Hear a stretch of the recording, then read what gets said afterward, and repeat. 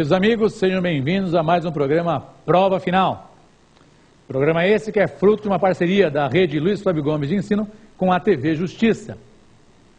Meu nome é Erivaldo da Silva Oliveira, eu sou professor de Direito Constitucional e Direitos Humanos aqui na Rede Luiz Flávio Gomes de Ensino, preparando os alunos para a prova da ordem para concursos públicos em geral. Nosso programa é chamado Prova Final e tem 3 blocos bem distintos. O primeiro bloco é o tema do dia, importante.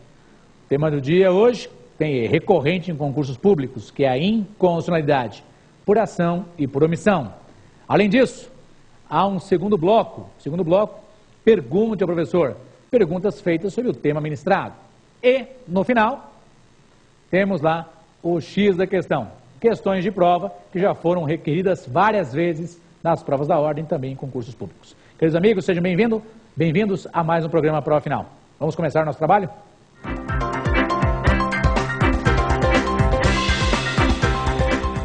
Meus amigos, chegamos aqui ao tema do dia. O tema do dia é que é a inconstitucionalidade, né? Inconstitucionalidade por ação e por omissão.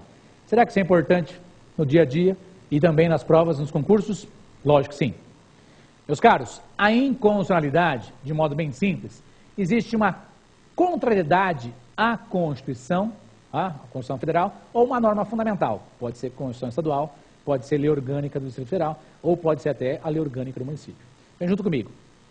Quando se fala em inconstitucionalidade, antes de avançarmos para a inconstitucionalidade, isso tem a ver com controle de constitucionalidade. Então precisamos saber o que é o controle de constitucionalidade. Vem comigo. O controle de constitucionalidade é a verificação da compatibilidade vertical que deve existir entre as normas infraconstitucionais e a Constituição. Vamos repetir? Controle de constitucionalidade, controle de constitucionalidade é a verificação da compatibilidade vertical que deve existir entre as normas infraconstitucionais e a Constituição.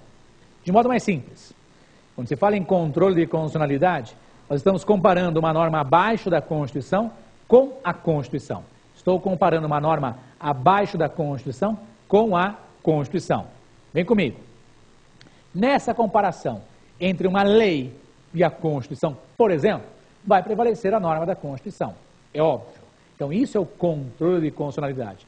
Estou comparando uma norma abaixo da Constituição com a Constituição. Importante. Para fins de prova da ordem, concurso público, normalmente se pergunta de inconstitucionalidade em face da Constituição Federal. Então, o que é uma inconstitucionalidade? Existe uma contrariedade à Constituição Federal. Inconstitucionalidade, existe algo contrário à Constituição Federal. Agora, presta atenção. O que o Supremo Tribunal Federal já afirmou mais de uma vez, diversas vezes por aí, e isso confirmado, inclusive, também pelos outros tribunais. Importante, quando se fala em controle de constitucionalidade, eu não posso só tomar a Constituição Federal como parâmetro. A Constituição Estadual também pode servir de parâmetro, como a Lei Orgânica do DF também pode servir de parâmetro. Presta atenção. Quer dizer que se eu tenho uma lei contrária a uma lei estadual, contrária à Constituição Estadual, é possível o controle de constitucionalidade? Sim, importante. Se eu tenho lá uma lei distrital contrária à Lei Orgânica do DF, é possível o controle de constitucionalidade? Sim. A pegadinha de prova diz respeito à Lei Orgânica do município. O que o Supremo já decidiu? Presta atenção. Se eu tenho uma lei municipal contrariando a Lei Orgânica do município, não é controle de constitucionalidade, é controle de legalidade que será aplicado. Tá? Só essa questão terminológica. É controle de legalidade, não controle de constitucionalidade. Muito bem. Importante para nós. Quando se fala em inconstitucionalidade, é porque existe algo contrário a uma norma fundamental, entenda, algo contrário à Constituição Federal. Isso é o que mais se pergunta em prova, em concurso. Agora, além disso, importante para nós, a Constituição é o parâmetro, a Constituição Federal seria o parâmetro fundamental dessa comparação? Sim. Importante, o controle de constitucionalidade, ele só existe porque existe o princípio da supremacia da Constituição. Importante, o que é o princípio da supremacia da Constituição? Meus caros, havendo um conflito de normas, leis, portarias, decretos com a Constituição, irá prevalecer a Constituição.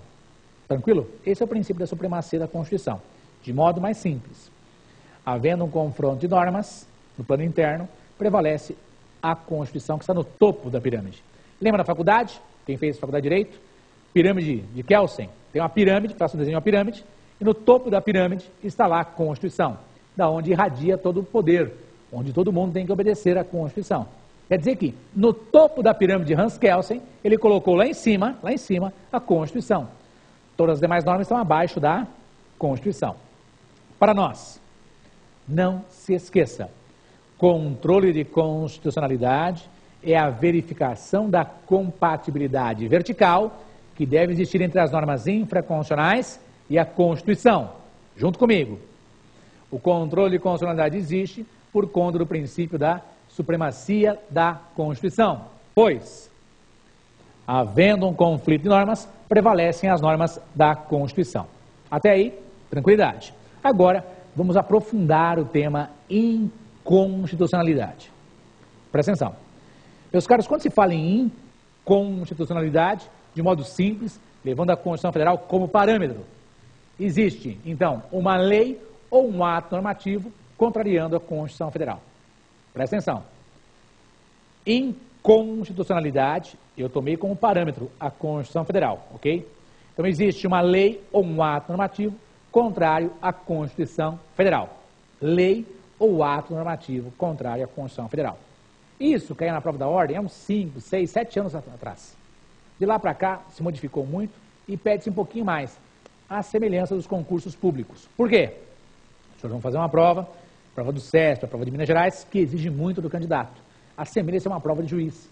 Então você tem que ter uma qualidade maior de conhecimento para ter facilidade na prova. Na prova, irá se perguntar como é dividida a inconstitucionalidade por ação.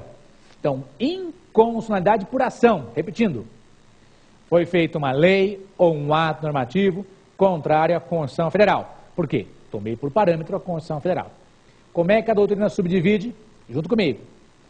Existe a inconstitucionalidade por ação formal e a inconstitucionalidade por ação material.